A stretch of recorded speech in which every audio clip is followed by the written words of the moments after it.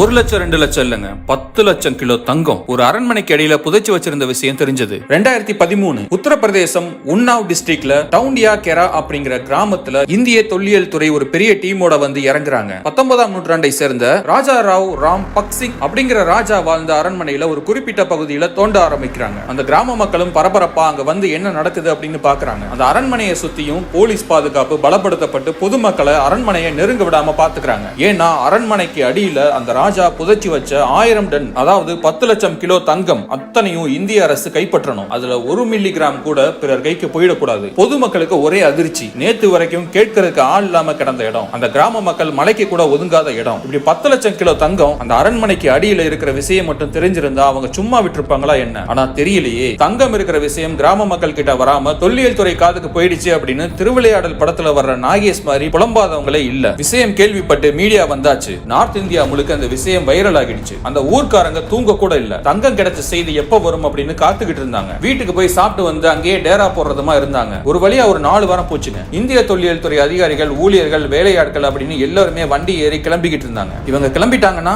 தங்கம் கிடைச்சதா இல்லையா, பெட்டி பெட்டியா தங்கத்தை எடுத்துட்டு வருவாங்க அப்படின்னு வெயிட் பண்ணிக்கிட்டு இருந்தா இவங்க என்ன பெட்டி படுக்கையோட கிளம்பிக்கிட்டு இருக்காங்க அப்படின்னு பொதுமக்களுக்கு என்ன நடந்தது அப்படின்னு தெரிஞ்சுக்கிறதுக்கு ரொம்பவே ஆர்வமா இருந்துச்சு. 20 மீட்டர் ஆழம் வரைக்கும் தோண்டி பார்த்தோம். துருப்பிடிச்ச இரும்பும் சில பழங்காலத்து மண்பானை ஓடுகளும் தான் கிடைச்சது. தங்கம் ஒரு இம்மி அளவு கூட கிடைக்கல அப்படின்னு தொல்லியல் துறையை சேர்ந்த ஊழியர் ஒருத்தர் பொதுமக்கள் கிட்ட புலம்பிக்கிட்டு இருந்தாரு. பொதுமக்கள் இதை கேட்டதும் நல்ல வேலை இந்த நியூஸ் நம்ம காதுக்கு வராம அரசு காதுக்கு போச்சு, இல்லனா நம்ம தான் படாத பாடுபட்டிருக்கணும் அப்படின்னு ஆறுதல் அடைஞ்சாங்க. நார்த் இந்தியா முழுக்க பரபரப்பா பேசப்பட்ட விஷயம் முடிவுக்கு வந்துச்சு. சரி, இப்படி இந்த அரண்மனையில 10 லட்சம் கிலோ தங்கம் இருக்கு அப்படின்னு அரசுக்கு யாரு சொன்னது? சோபன் சர்க்கார் அப்படின்னு ஒரு சாமியார். அவரோட கனவுல அந்த ராஜா வந்து அரண்மனைக்கு அடியில 10 லட்சம் கிலோ தங்கம் புதைச்சு வச்சிருக்கேன், அது இந்திய நாட்டோட நலனுக்கு வச்சுக்க சொல்லி இந்திய அரசு கிட்ட சொல்லிடு அப்படின்னு சொல்லிட்டு கலைஞ்சு போயிட்டாரு. அந்த சாமியாரும் இந்திய தொல்லியல் துறைக்கு இதை பத்தி கடிதம் எழுதி அனுப்பினாரு. அந்த சாமியாரோட கடிதம் அதுக்கு பின்னாடி நடந்த GSI அதாவது இந்திய புவியியல் ஆய்வு அறிக்கையின் அடிப்படையில கலாச்சாரத்துறை அமைச்சகம் தொல்லியல் துறைக்கு அங்க அகலாய்வு செய்யறதுக்கு உத்தரவு கொடுத்தாங்க. ஆனா கிடைச்சது என்னவோ மண்பானை ஓடுகளும் துருப்பிடிச்ச இரும்பும் தான். ஒரு கனவை அடிப்படையா வச்சு அகழ்வாய்வு நடந்திருக்கிறது உண்மையிலேயே ஷாக்கிங்கான விஷயம். இன்னொரு பக்கம் கனவு புரளிங்கிறத கடந்து 10 லட்சம் கிலோ தங்கம்னா சும்மா இல்லையே. ஒருவேளை அப்படி உண்மையிலேயே கிடைச்சிருந்தா அந்த கனவுல வந்தது போல இந்தியாவுக்கு அது உதவியா இருந்திருக்கலாம். இப்ப வெஸ்ட் பெங்கால் சீஃப் மினிஸ்டரா இருக்கிற மம்தா பானர்ஜி இந்த ரயில்வே ஸ்டேஷனை ரீஓபன் பண்ற வர 42 வருஷம் மூடியே இருந்துச்சுங்க. 1960 வெஸ்ட் பெங்கால்ல புருலியா அப்படிங்கிற ஸ்டேட்ல பெகுன்கோடார் அப்படிங்கிற விவசாயத்தை சார்ந்து இருந்த ஒரு அமைதியான கிராமம் இருந்துச்சு. இந்த கிராமத்தோட மேம்பாட்டுக்காக அப்ப இருந்த அரசு ஒரு ரயில்வே ஸ்டேஷன் ஒன்ன ஏற்படுத்தி கொடுத்தாங்க. பக்கத்து ஊருக்கு வேலைக்கு போறதுக்கு, விவசாய பொருட்களை ஏற்றுமதி இறக்குமதி பண்றதுக்கு அப்படின்னு ரொம்ப உதவியா இருந்துச்சு. 1967ல அந்த ரயில்வே ஸ்டேஷனுக்கு புதுசா ஒரு ஸ்டேஷன் மாஸ்டர் ஒருத்தரை அப்பாயிண்ட் பண்ணாங்க. அவரோட ஃபேமிலியோட அங்க ஷிஃப்ட் ஆகி ரயில்வே ஸ்டேஷன் பக்கத்திலேயே இருக்கிற ரயில்வே குவார்டர்ஸ்ல வந்து தங்கினாங்க. சில வாரங்கள் போச்சு. ஒரு நாள் காலையில அந்த ரயில்வே மாஸ்டரோட பக்கத்து வீட்டுக்காரரு அலறி அடிச்சுட்டு ரயில்வே குவார்டர்ஸ்ல இருந்து வெளியே ஓடி வந்தாரு. அங்க ரயில் ஏறதுக்காக நின்னுகிட்டு இருந்த சில பேர் என்ன ஏதுன்னு விசாரிக்கிறப்ப ரயில்வே குவார்டர்ஸ்ல அந்த ஸ்டேஷன் மாஸ்டர் அவரோட மொத்த குடும்பமும் இறந்து கிடக்கிறதா சொன்னாரு. உடனே போலீஸுக்கு தகவல் கொடுக்கப்பட்டுச்சு. போலீஸ் வந்து பல கோணத்துல விசாரிச்சாங்க. ஆனா இவங்க எதனால இறந்து போனாங்க அப்படின்னு அவங்களால சரியா கண்டுபிடிக்கவே முடியல. கடைசி வரைக்கும் இந்த கொலையா தற்கொலையா அப்படின்னு கூட சரியா தெரியல. இதுக்கு பிறகுதான் இன்னொரு கோணம் இந்த விஷயத்துல ஓபன் ஆச்சு. ஒரு வாரத்துக்கு முன்னாடி நைட் ஷிஃப்ட்டுக்கு அந்த ஸ்டேஷன் மாஸ்டர் அங்க வேலை பார்த்துக்கிட்டு இருந்தாரு. அப்ப அந்த மிட் நைட்ல ட்ரெயின் பிடிக்கிறதுக்கு ஒரு பொண்ணு அந்த ரயில்வே ஸ்டேஷன்ல வெயிட் பண்ணிட்டு இருந்தா. இந்த நேரத்திலேயே ஒரு பொண்ணு தன்னந்தனியா வெயிட் பண்ணிட்டு இருக்கா அப்படின்னு அந்த ஸ்டேஷன் மாஸ்டர் அவளை பார்த்துக்கிட்டு இருக்கும் போதே அவ ரயில்வே ட்ராக்ல இறங்கி நடக்க ஆரம்பிச்சா. உடனே ஸ்டேஷன் மாஸ்டர் பதறி போனாரு. இப்ப ட்ரெயின் கிராஸ் ஆகிற டைம் ஆச்சு, ஏன் இந்த பொண்ணு இப்படி பண்றா அப்படின்னு பதறி அடிச்சு ஓடி வர்றப்பவே அந்த பொண்ணு நடந்துகிட்டு இருந்த அந்த ட்ராக்ல வேகமா ட்ரெயின் கிராஸ் ஆச்சு. ஸ்டேஷன் மாஸ்டருக்கு தூக்கி வாரி போட்டுச்சு. ட்ரெயின் கடந்து போன பிறகு வேகமா ஓடி போய் பார்த்தாரு.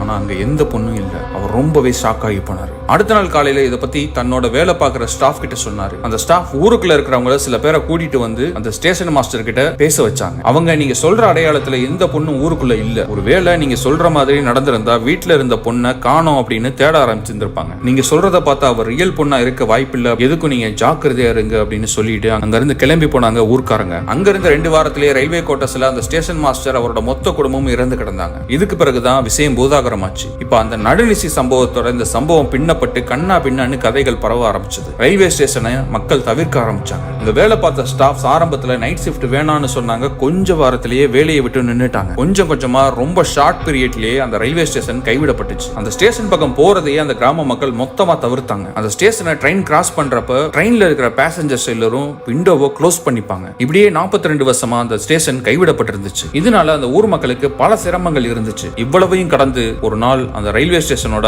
தேவை ஒரு கட்டத்துல வந்துச்சு. 2009 அந்த கிராம மக்கள் அந்த ரயில்வே ஸ்டேஷனை ரீஓபன் பண்ண சொல்லி அன்னைக்கு ரயில்வே மினிஸ்டரா இருந்த மம்தா பானர்ஜி கிட்ட கோரிக்கை வச்சாங்க. அவங்களும் மக்களோட நலனுக்கு முக்கியத்துவம் கொடுத்து அந்த ரயில்வே ஸ்டேஷனை ரீஓபன் பண்ணாங்க. இன்னைக்கும் ட்ரெயின் அந்த ஸ்டேஷனை கிராஸ் பண்றப்ப மக்கள் விண்டோவை க்ளோஸ் பண்ணிட்டு தான் அச்சத்தோட அதை கடக்குறாங்க. கேரளாவில் நடந்த மிகப்பெரிய ஹைஸ்ட் பத்தி தான் உங்ககிட்ட ஷேர் பண்ண போறேன். 2007 கேரளா மலப்புரம் டிஸ்ட்ரிக்ட்ல செலம்பிரா அப்படிங்கிற ஒரு ஊர்ல சவுத் மலபார் கிராமின் அப்படிங்கிற ஒரு பேங்க் இருந்துச்சு. சண்டே ஹாலிடே முடிஞ்சு மண்டே காலையில பேங்க் திறக்கப்படுது. எப்பவும் போல பேங்க் ஸ்டாஃப் உள்ள போறாரு. எல்லாமே இருந்தபடி நார்மலா இருந்துச்சு. உள்ள வந்த ஸ்டாஃப் ஸ்ட்ராங் ரூம்குள்ள ரொட்டீனா செக் பண்ண போறாரு. ஸ்ட்ராங் ரூம் தான் நகைகள், பணம் இதெல்லாம் ஸ்டோர் பண்ணி வைக்கிற இடம். உள்ள போனவருக்கு பெரிய அதிர்ச்சி காத்திருந்தது. ஸ்ட்ராங் ரூமோட ஃப்ளோர் கட் பண்ணப்பட்டிருந்துச்சு. எல்லா நகையும் பணமும் கீழே கிரவுண்ட் ஃப்ளோர்ல இருந்து மேல ரூஃப் கட் பண்ணி ஸ்ட்ராங் ரூம்குள்ள வந்து எல்லா நகையும் பணமும் எடுத்து கொள்ளையர்கள் எஸ்கேப். பேங்க் ஸ்டாஃப் அதிர்ந்து போய் நின்றுகிட்டு இருந்தாரு. அவர் மனசுல இந்த கொள்ளை சம்பவம் எப்படி நடந்தது அப்படின்னு தெளிவா ஓடிக்கிட்டு இருந்துச்சு. 2007 டிசம்பர் ஃபர்ஸ்ட் வீக்ல கிரவுண்ட் ஃப்ளோர்ல ரெஸ்டாரண்ட் ஸ்டார்ட் பண்றதுக்கு அந்த கடையை ஒரு பெண் உட்பட 4 பேர் 50,000 முன்பணம் கொடுத்து வாடகைக்கு எடுத்தாங்க. ஃப்ரண்ட் டோரை இழுத்து மூடிட்டு ரெனோவேஷன் வேலை நடக்குது. ஜனவரி 8, 2008 அன்னைக்கு ஓபனிங் அப்படின்னு போர்டு மாட்டி வேலையும் பார்க்க ஆரம்பிச்சாங்க. சுத்தி இருக்கிற எல்லோரையும் நம்ப வைக்க பர்னிச்சர்ஸ், கன்ஸ்ட்ரக்ஷன் மெட்டீரியல்ஸ் எல்லாம் வாங்கி வந்து இறக்கினாங்க. உள்ள என்ன நடக்குதுன்னு வெளியே தெரியாம இருக்க ஜன்னல்ல நியூஸ் பேப்பர் ஓட்டினாங்க. எல்லாருமே ஏதோ கன்ஸ்ட்ரக்ஷன் வேலை தான் நடந்துகிட்டு இருக்கு அப்படின்னு நம்பினாங்க, அந்த பேங்க் ஸ்டாஃப் உட்பட. ஆனா இப்போதான் அந்த பேங்க் ஸ்டாஃப்க்கு தெரிஞ்சது இப்படி ஒரு கொள்ளை சம்பவத்தை தான் இவ்வளவு நாளா பிளான் பண்ணி வெயிட் பண்ணிக்கிட்டு இருந்திருக்காங்க அப்படின்னு. அடுத்த 2 மாசத்துல போலீஸோட தேடுதல் வேட்டையில அந்த 4 கொள்ளையர்களும் பிடிபட்டாங்க. இந்த கொள்ளை சம்பவத்துக்கு லீடர் ஜோசப் என்கிற ஜேசன் என்கிற பாபு. அவங்க கொள்ளையடிச்சது 80 கிலோ தங்கம், 50 லட்சம் பணம். அதுல இருந்து 80% நகை பணத்தை போலீஸ் தரப்பு மீட்டது. அவங்களை பிடிச்ச பிறகு போலீஸ் தரப்பு 2 ஷாக்கிங்கான விஷயம் சொன்னாங்க. ஒன்னு, கேரள வரலாற்றிலேயே இவ்வளவு நகை பணத்தை கொள்ளையர்கள் கிட்ட இருந்து மீட்கிறது இதுதான் முதல் முறை. கேரளாவிலேயே நடந்த மிகப்பெரிய கொள்ளை சம்பவம்னா அது இதுதான். இரண்டாவது விஷயம், அந்த கொள்ளை கூட்ட தலைவன் கிட்ட விசாரணை நடத்துறப்ப அவன் தெரிவிச்ச விஷயம். பாலிவுட் தூம் படத்தை பார்த்துட்டு தான் இந்த கொள்ளை சம்பவத்துல ஈடுபட்டேன் அப்படின்னு அந்த கொள்ளை கூட்ட தலைவன் ஜோசப் என்கிற ஜேசன் என்கிற பாபு தெரிவிச்சான். ஒரு சினிமாவை பார்த்து அதே போல நிஜத்துல பண்ணிடலாம் அப்படின்னு நம்பியிருக்கான்னா அவன் எவ்வளவு பெரிய முட்டாளா இருந்திருப்பான். சினிமால காட்டுற மாதிரி காவல்துறை கிட்ட ஹீரோயிசம் காட்டிட்டு எஸ்கேப் ஆயிட முடியாது. இந்த வீடியோ உங்களுக்கு பிடிச்சிருந்துச்சு அப்படின்னா உங்களோட ஃப்ரெண்ட்ஸ் அண்ட் ஃபேமிலி சர்க்கிள்ல ஷேர் பண்ணுங்க. நீங்க யூடியூப்ல இருந்தா சப்ஸ்கிரைப் தட்டுங்க, இன்ஸ்டால இருந்தா ஃபாலோ தட்டுங்க. தேங்க்யூ.